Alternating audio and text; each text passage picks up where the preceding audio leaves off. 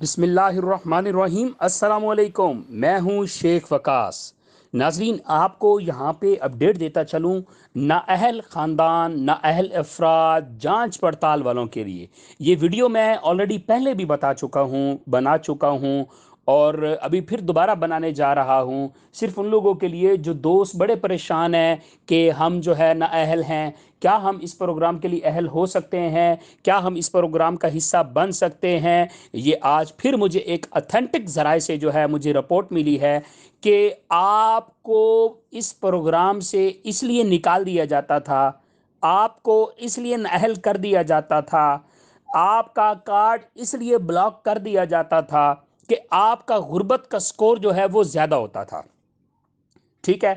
اچھا، اب وہ سوری کم ہوتا تھا، ٹھیک ہے، جیسا کہ آپ کا جو ہے وہ 34 35 36،